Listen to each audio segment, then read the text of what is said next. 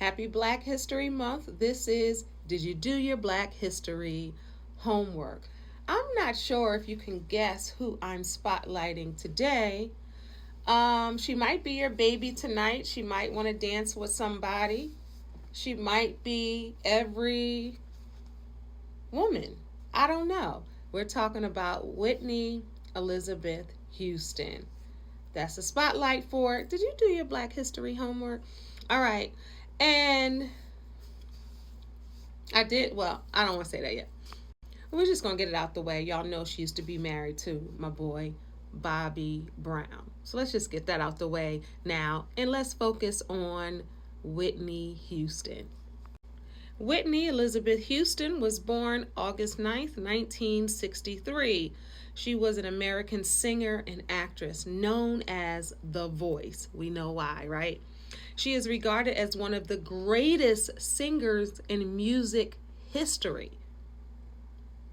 I can vouch for that. The Voice was just magnificent, and one of the best-selling music artists of all time, with over 220 million records sold worldwide. She influenced many singers in the industry and was known for her powerful, soulful vocals, her vocal skills, use of gospel singing techniques, which she came from the church, as a lot of powerhouses of singers.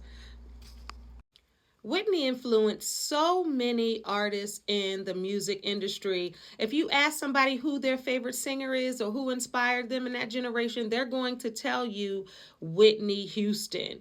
Her soulful vocals, her vocal skills, the use of her gospel roots and her techniques set her aside from many people. Now let's talk about it. Houston had 11 number one singles on the Billboard Hot 100s and is the only artist to have 7 consecutive number one singles on the charts. Her accolades include 8 Grammy Awards, 16 Billboard Awards, 2 Emmys, 30 Guinness World Records. Houston's induction into the Grammy Hall of Fame twice, the Rock and Roll Hall of Fame, the Rhythm and Blues Hall of Fame, which I went to in Detroit to see New Edition get their induction, okay? All right, the Georgia Music Hall of Fame, the New Jersey Hall of Fame, shout out to Jersey, and the National Recording Registry at the Library of Congress. Now, we know Houston began singing at New Hope Baptist Church in Newark, New Jersey as a child and became background vocalist while still in high school. She was one of the first Black women to appear on the cover of 17 magazine as a teen model in 1981.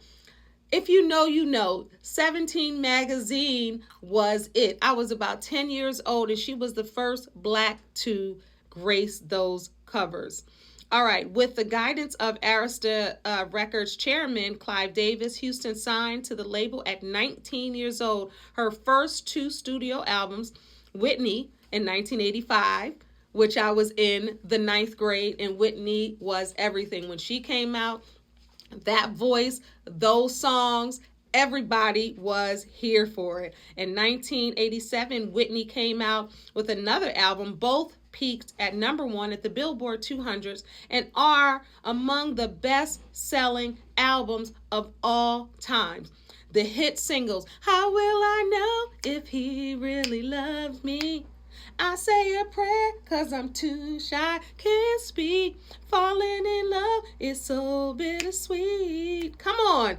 Greatest Love of All, I believe the children are our future. Let me tell you, Whitney was such an integral part of my growing up. She was always on the radio. And when she did The Greatest Love of All, there was a video, right? And so when I was 20 years old, I was getting married.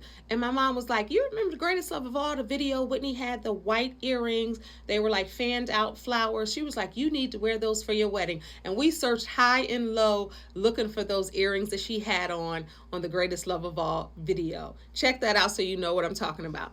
And I want to dance with somebody. I want to feel the heat with somebody. Now, I just want to say that Whitney got a bad rap, right? When she met Bobby at the Soul Train Awards, that was the night she was getting booed by our people, saying she wasn't soulful enough, she was too pop. They were calling her Whitey Houston. Even Al Sharpton did a campaign to talk about how she was soulless and how she turned the other side and she was a white artist and all this foolishness. But if you listen to Whitney Elizabeth Houston's voice, it ain't nothing but soul through and through. Whether she's singing a pop song, whether she's singing a gospel song, whether she's singing an R&B song, it's all soulful. Her third album, I'm Your Baby Tonight, came out in 1990, yielded 2 Billboard Hot 100 #1 singles. The title track, All the Man That I Need. Let me just pause for a moment because I'm reminiscing, right? I told you at 20 I got married, right? The earrings, greatest love of all. Well, the man that I need, you couldn't tell me that wasn't like, yeah, I'm getting married, I got all the man that I need. That song, he builds me up. Come on now. And then the rendition of the Star Spangled Banner at the 1991 Super Bowl. Let me tell you, Whitney took the world by storm that day. Everybody was tuned in to Whitney in her white jogging suit, her track suit, her hair, her makeup, and that headband. Now, let me tell y'all something. So Robin Crawford was Whitney's everything, longtime friend, assistant. She was all that to Whitney, right? That was her girl. In her book, she talks about that day where Whitney had a black dress to wear for the Super Bowl and it was so cold. And she was like, I can't wear that. And Robin was like, you got that white tracksuit right there, wear that. She also said that Whitney did her own hair and makeup that day. And she tore that song apart in the most beautiful way. And she looked beautiful that day and beyond, y'all know. But y'all know back then they were like, she lip sang, blah, blah, blah, blah, blah. And no, she didn't. Her voice was so beautiful and so flawless, people had to try to pick it apart. And Robin also says in her book that Whitney really suffered, and Bobby talks about this in his book too, low self-esteem. And a lot of that came from her mom having 2 boys and 1 girl. And Robin says in her book that she was so hard on Whitney and she picked everything apart. And Whitney did not feel good about herself. So then now you go into this industry that's going to pick you apart, that's going to tear you down, telling you everything that you're not. You know, no wonder she struggled with a lot of things. And her famous line was, can I be me? Can I be me? And it saddens me that she really couldn't be who she wanted to be in this industry that tears you down. They build you up to be this most beautiful person, and then they tear you down every second they get. Now, I just want to say this about Whitney. Everybody who is younger knows of Whitney, right? They know her voice, her beautiful face, her beautiful spirit. But if you were in the moments when Whitney was hot, you know the impact that she made on the music industry. I mean, her voice was all over the radio. Every time you turned it on, there was a Whitney Houston song, and her voice was just so flawless and so crystal clear. And her songs were phenomenal. We love Whitney.